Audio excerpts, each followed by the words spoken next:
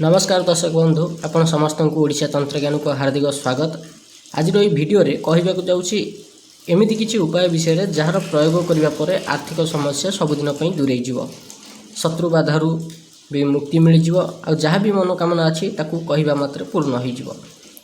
अनेक लोक अनेक प्रकार समस्या रे ग्रसित हुअंती किंतु तांको विपरीत समय रे बुद्धिबाट दिसेना। तेबे कोन करा जिवो? जदि तंत्र मंत्र जंत्र उपरे आपण विश्वास करंती तेबे ए वीडियोटी आपणक पई कोन करिवे। तंत्रशास्त्र रे किछि एमिति उपाय अछि जहाकू करिबा द्वारा घर बंगला गाड़ी संपत्ति सब किछि प्राप्ति हो जाए। किछि लोक फोन करिकरी पचारंती जे आमर घर केबे निर्माण होबो। यार उत्तर सिंपल, जो मनकर कुंडली रे चतुर्थ घर, जो मनकर कुंडली अछि चतुर्थ घर देखंतु। चतुर्थ घर जदि शुभ ग्रह जमिति कि बुध चंद्र बृहस्पति शुक्र बसचंती तेबे से व्यक्ति ता जीवन काल भितर निश्चित निजस्व घर तैयारी करिवो। 100% तैयारी करिवो। ताहा छोट हेउ कि बड़ निश्चित तैयारी करिवो। आ से घरे से सुख भोग भी करिवो। अधिकांश शोधरु जणा पड़िछि जे जदि शनि महाराज काहर कुंडलीर चतुर्थ घरे बसी थांती तेबे से व्यक्तिर निजस्व पैतृक संपत्ति थिबा सत्वे भड़ा घरे रहे आ 34 वर्ष बयस पर ही निज घर निर्माण करे। छाड़ंतु एबे आसीबा उपाय उपरकू। धन संपदा प्राप्ति पई अनेक लोक अनेक प्रकार यूट्यूब चैनल मानकरू देखंती आ देखिकरी करंती किंतु कोन सबु सफल हुए नाही। काहेकि? कारण धन संपत्ति प्राप्ति करिवा पई भी भाग्य रे धन जोग थिबा आवश्यक। एई धन जोग कुंडलीर द्वितीय चतुर्थ नवम आउ एकादश भावरू देखा जाए। ए सबू साधारण लोक बुझी परिबेनी।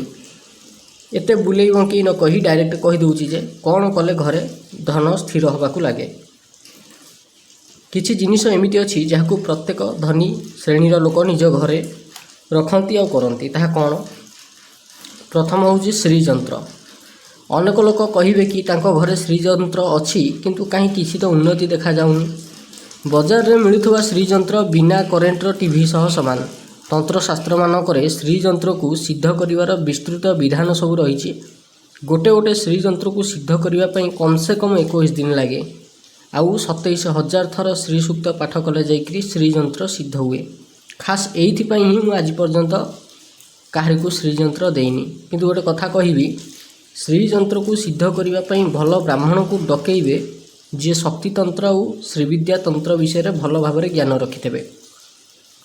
से भली ब्राह्मण द्वारा प्राण प्रतिष्ठा करने पर निजे नचेत 11 जन ब्राह्मण द्वारा 27,000 थर श्रीसूक्त पाठ करई 108 थर आहुति पद्म फूल देवा मात्रे जंत्र पूर्णतः चैतन्य आउ सिद्ध हो जाए। जद्वारा एभली श्रीजंत्र अनेक पीढ़ी पर्यंत सिद्ध होइकरी रहे। केही ए जंत्रर पूजा करू कि न करू किछि फरक पड़ेनी। केवल प्रत्येक दिन 27 दीप जलैकरी 27 थर पाठ कले यथेष्ट। आउ एभली सिद्ध श्रीजंत्रर दर्शन द्वारा ही अनेक अभिलाषा पूर्ण हो जाए। जदि आपण मानक भितर केही श्रीजंत्र मो पाखरु मगैबाकू चाहती तेबे ए कथा संपूर्ण मनरू काढ़ी दियंतु, भूली जातु। श्रीजंत्र देई नाही देवी नाही। कहीं किए कहार लक्ष्मी अन्य को दिए कि मु कहारी को श्रीजंत्र देई नहीं, देउ नहीं कि देवी नहीं। हुए तो सन्यासी दे पारती किंतु कौनसी गृहस्थ श्रीजंत्र कहारी को देवा उचित नुहे। गिफ्ट हिसाब रे दान करबा तो बिल्कुल भी उचित नुहे। आजिकल का किसी लोक फैशन हिसाब रे किए भगवत गीता को गिफ्ट रे दउची, किए माला गिफ्ट रे दउची, किए धार्मिक पुस्तक को गिफ्ट दउची, किए भगवान फोटो को गिफ्ट दउची। ए सब उचित नुहे। कहीं जार कुंडलीर षष्ठ घरे किंबा अष्टम घरे बृहस्पति बसथे से लोक जदि धर्म ग्रंथ दान करे ताहले से मरैयाटा थय। एटा मन रखिथे। आ जो जो माने देइसंती से माने तार परिणति बहुत भयंकर निश्चिंत भोगिथे तांको जीवन रे। द्वितीय होउची कनकधारा जंत्र। कनकधारा जंत्र विषय रे किए बा न जाने।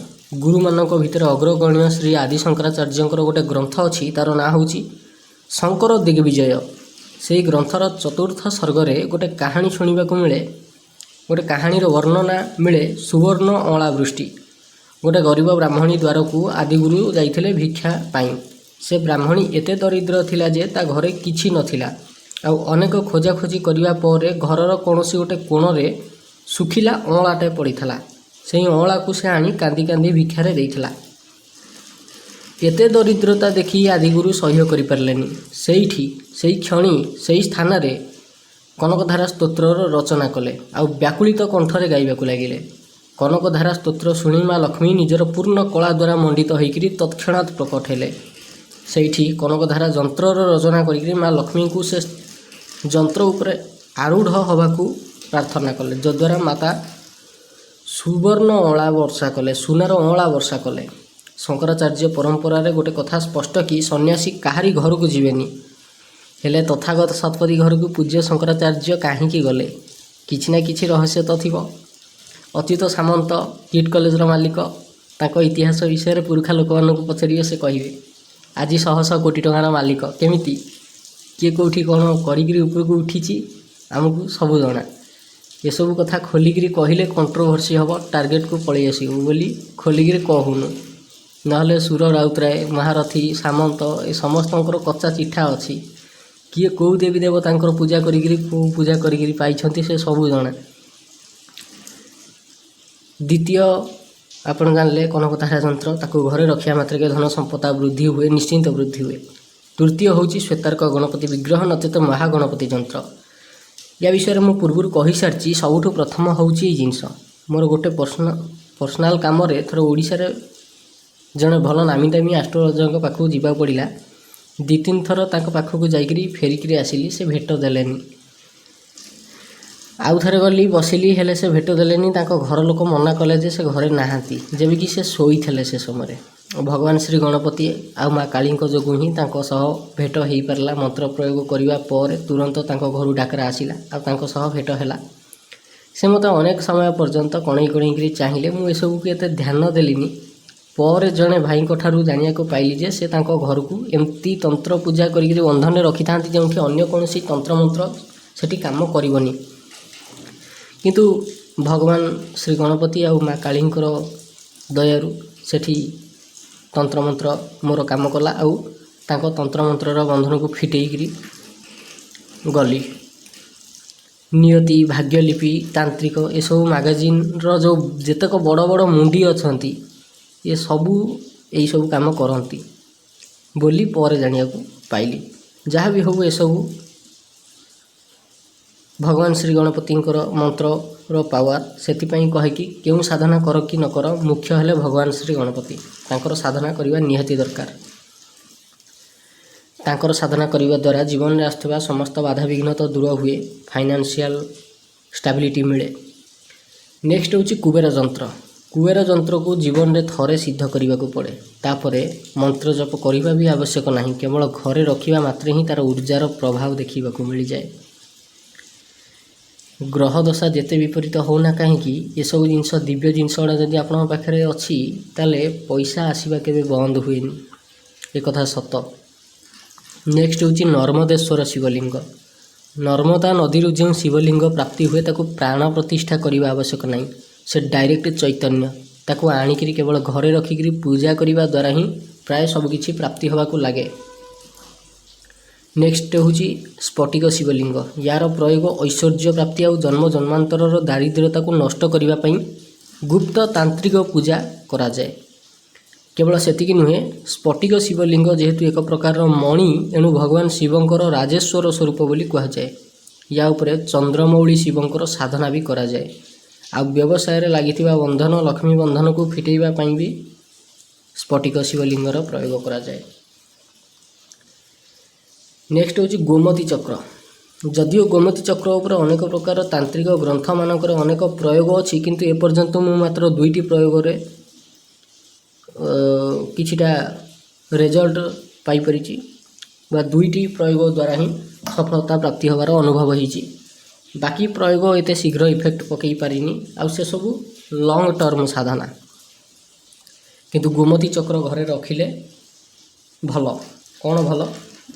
ଘରକୁ କାହାରି ନଜର ଦୃଷ୍ଟି ପଡ଼େନି। ଅନେକ ଲୋକ ଅଛନ୍ତି ଯେଉଁମାନେ ଟିକେ କିଛି ଲୋକ ଭଲରେ ରହିବା ମାତ୍ରକେ ତାଙ୍କ ଘରକୁ ତନ୍ତ୍ରମନ୍ତ୍ର ମାଧ୍ୟମରେ ଶ୍ମଶାନ ଜିନିଷ ଆଣିକିରି ଘର ଉପରେ ଛାତ ଉପରେ ତାଙ୍କ ବାରଣ୍ଡା ଉପରେ ଏମିତି ପକାଇ ଦେଇକରି ଯାଆନ୍ତି। ତ ତା ଦ୍ୱାରା ତାଙ୍କ ଘରେ ବନ୍ଧନ ଲାଗିଯାଏ। ତ ଗୋମତୀ ଚକ୍ରକୁ ରଖିଲେ ସେ ବନ୍ଧନ ଗୁଡ଼ାକ ସହଜରେ କାମ କରେନି। କିନ୍ତୁ ଗୋମତୀ ଚକ୍ର ପୂର୍ଣ୍ଣତଃ ସିଦ୍ଧ ହୋଇଥିବା ବି ଦରକାର। ଆଉ ଘରର ବନ୍ଧନ ଫିଟେଇବା ପାଇଁକା ଯେମିତିକି ଲକ୍ଷ୍ମୀ ବନ୍ଧନ, କର୍ମ ବନ୍ଧନ, ଉଚ୍ଚାଟନ, ମଶାନୀ ପ୍ରୟୋଗ କିମ୍ବା ଶ୍ମଶାନ ଶକ୍ତିର ପ୍ରୟୋଗକୁ ହଟେଇବା ପାଇଁକି ଗୋମତୀ ଚକ୍ରର ପ୍ରୟୋଗ ମଧ୍ୟ କରାଯାଏ। ନେକ୍ସଟ ହେଉଛି ଏକାକ୍ଷୀ ନାରିକେଳ। ଇଏ ଗୋଟେ ପ୍ରକାର ନଡ଼ିଆ କିନ୍ତୁ ଭାରି ଦୁର୍ଲଭ। ୟା ଉପରେ ଆକସ୍ମିକ ଧନ ପ୍ରାପ୍ତି, ବଶୀକରଣ, ଉଚ୍ଚାଟନ ପ୍ରୟୋଗ ବି କରାଯାଇପାରେ। ସ୍ୱାମୀ ସ୍ତ୍ରୀ ଭିତରେ, ବାପା ପୁଅ ଭିତରେ, ଘର ପରିବାର ଭିତରେ ମନାନ୍ତର ମତାନ୍ତର ହେଉଥିଲେ କଳହ ସମାପ୍ତି କରିବା ପାଇଁ ବି ପ୍ରୟୋଗ କରାଯାଏ। ନେକ୍ସଟ ହେଉଛି ଲଘୁ ନାରିକେଳ।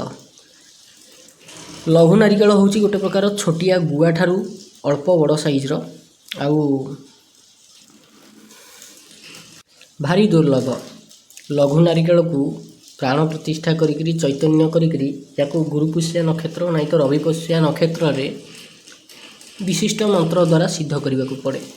ସିଦ୍ଧ କରିକିରି ୟାକୁ ଘରେ ରଖିବା ମାତ୍ରକେ ଘରର ଉନ୍ନତି ଆରମ୍ଭ ହୋଇଯାଏ। କିଛି ଲୋକ ଅଛନ୍ତି ଯେଉଁମାନଙ୍କର ଘର ବିଲକୁଲ ତୋଳି ହିଁ ହେଇପାରୁନଥିବ, ପଇସା ଧରିକିରି ବଇଥିବେ କିନ୍ତୁ ଘର ତୋଳା ହେଇପାରୁନଥିବ, ସେଭଳି ଲୋକ ଲଘୁ ନାରିକେଳର ପ୍ରୟୋଗ କରିବା ଦ୍ୱାରା ଘର ତୋଳା ହେଇଯାଏ। ଏଇଟା ମାନେ ପ୍ରତ୍ୟକ୍ଷ ଦେଖିଥିବା ଅନୁଭୂତି ଏଇଟା। ନେକ୍ସଟ ହେଉଛି ଶିଆର ସିଙ୍ଗି। ଲଘୁ ନାରିକେଳ ଆଉ ଶିଆର ସିଙ୍ଗି ଏ ଦୁଇଟି ଜିନିଷ ବିଷୟରେ ମୁଁ କହିବାକୁ ଚାହୁଁନି, କାରଣ ୟା ବିଷୟରେ ମୁଁ ପୂର୍ବରୁ କହିସାରିଛି। ଏ ଦୁଇଟି ଜିନିଷ ଭାରି ଦୁର୍ଲଭ ଜିନିଷ। ୟା ଉପରେ ଅନେକ ପ୍ରକାରର ଯକ୍ଷିଣୀ ସାଧନା ବି କରାଯାଇପାରେ। ଏହି 10ଟି ଜିନିଷ ପ୍ରତ୍ୟେକ ଲୋକ ନିଜ ଘରେ ରଖିବା ନିହାତି ଆବଶ୍ୟକ। କାହିଁକି? କାରଣ କ'ଣ? ଗୋଟେ ଥର କେବେ ବିଚାର କରିକିରି ଦେଖ, ଟଙ୍କା ପଇସା ତ ସମସ୍ତେ ଇନକମ୍ କରୁଛନ୍ତି।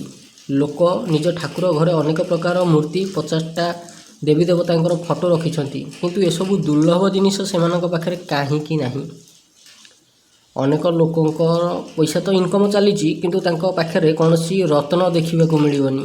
ସେ ତାଙ୍କର ଶରୀରରେ କୌଣସି ରତ୍ନ ପିନ୍ଧିନଥିବେ। କାହିଁକି? ଯେବେ ଯେବେ ଧନ ଶବ୍ଦ କାହାରି ମୁହଁରୁ ଶୁଣିବେ, ସେ କହିବ ତାର ପର୍ଯ୍ୟାୟବାଚୀ ଶବ୍ଦରେ ଧନ ସମ୍ପତ୍ତି ନଚେତ ଧନ ରତ୍ନ। ୟାର ଅର୍ଥ କ'ଣ? କେବେ କାହାରି ଠାରୁ ଶୁଣିଛନ୍ତି ଯେ ଧନ ଟଙ୍କା କି ଧନ ପଇସା କି ଧନ ମୁଦ୍ରା?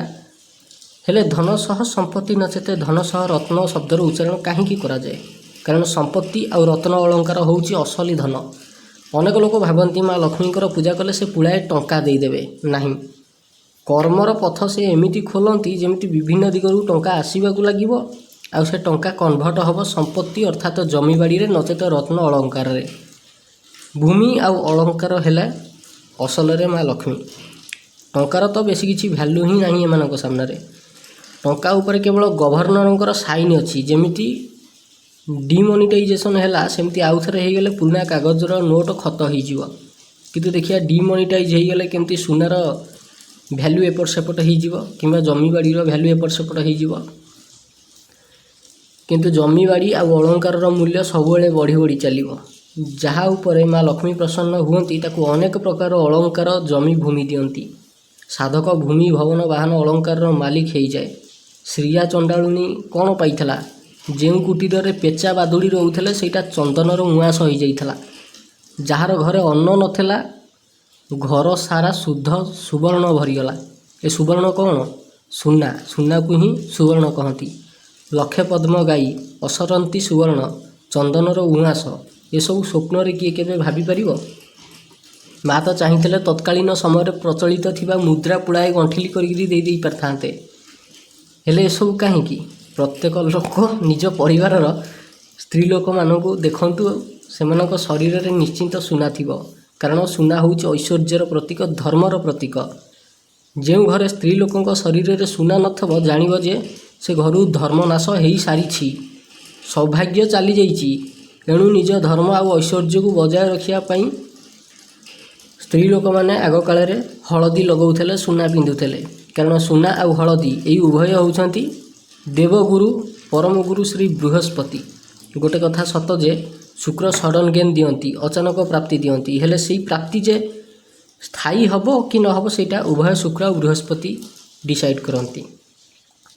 ଜଣେ ସବସ୍କ୍ରାଇବର ଗୋଟେ ଭଲ କଥା ପଚାରିଲେ ଯେ ମନକୁ ପାଇଲା, ସେଇଟା ଗୋଲକ ମହାପାତ୍ର ତାଙ୍କର ନାଁ। ପ୍ରଶ୍ନ ପଚାରିଛନ୍ତି, जे रुद्राक्ष दीक्षा वेबसाइट रे फ्री रे प्राण प्रतिष्ठित रुद्राक्ष मिलुछि ताको आनिले कोन असुविधा होबो कि ता ऊपर टिके कहंतु। जगी बासु को आपण समस्ते जानिथिबे तांकु आजिका समय अनेक लोक सद्गुरु रूप रे भी जानिछंती। तांको संस्था तरफ मागणा रे रुद्राक्ष मिले। से रुद्राक्ष उपर ब्लैक मैजिक करा जाउची। किछि दिन पर अजथा टेंशन डिप्रेशन रे पीड़ित हेउथवार देखिबाक मिलुछि जे माने भी ताको पिंधुसंती। जेबे कि रुद्राक्ष पिंधिले मानसिक दुश्चिंता दूरे जाए। हेले एठी तो अनेक लोकंकर प्रत्यक्ष अनुभव से मानकु विपरीत देखा जाउची प्रभाव। हेले ताको संस्था तरफ दिया जाउची रुद्राक्ष से रुद्राक्ष पिंधिले ए सब होनी पर ओलटा होउची एनर्जी टेस्ट कला पर जणा पड़िला जे ब्लैक मैजिक करा जाउची बोली। जणे भलो यूरोपियन नागरिक कहिथिले जे nothing is free in this world and when it seems to be free then remember you are the cost. So मागणा रे किए बा कहीं दब मु आगु भी कही आबे भी कहूँ अपाठुआ तांत्रिक और पाठुआ तांत्रिक भितर बहुत फरक। मुझे प्रत्येक यंगस्टर लोकं को तंत्र को शिखापी जानापी तंत्र मंत्र जंत्र उपर गवेषणा करने रिसर्च करने आह्वान दिए। तुम मानक गोटे नुआ दुनिया अपेक्षा करिछि। तंत्र मंत्र द्वारा दैविक कृपा सहजरे प्राप्ति करि हुए। दैविक कृपा द्वारा निज भाग्य को मनीष निजे परिवर्तन करिपरिबो। एणु जेते युवपीढ़ी अच्छी से सब को निस्वार्थपर भाव में शिखा उचित, या विषय जानिबा उचित। आउ यही अद्भुत रहस्यमय विद्या को आगामी पीढ़ी पर्यंत नहीं पहुँचेबा उचित। अनेक लोक तंत्र मंत्र को आपण ही निज भाग्य परिवर्तन कर सारी, जहाँ उदाहरण मु ऑलरेडी एवं दे सारी। आपण सामने किसी लोकंकर उपस्थापना भी कर सारी। जदि आपण पाखापाखि किए पुरखा लोक था पचारदेवे जो जो लोकंकर मु ना नेली से अतीत कौन थिला। तेबे आज भिडियोटी एतिकी। जो 10टी जिनिस कहली ताको आपण निहाती निज घरे स्थान दियंतु, निज पूजा घरे स्थान दियंतु। देखिबे निश्चिंत निज जीवन रे परिवर्तन को अनुभव करिपारिबे।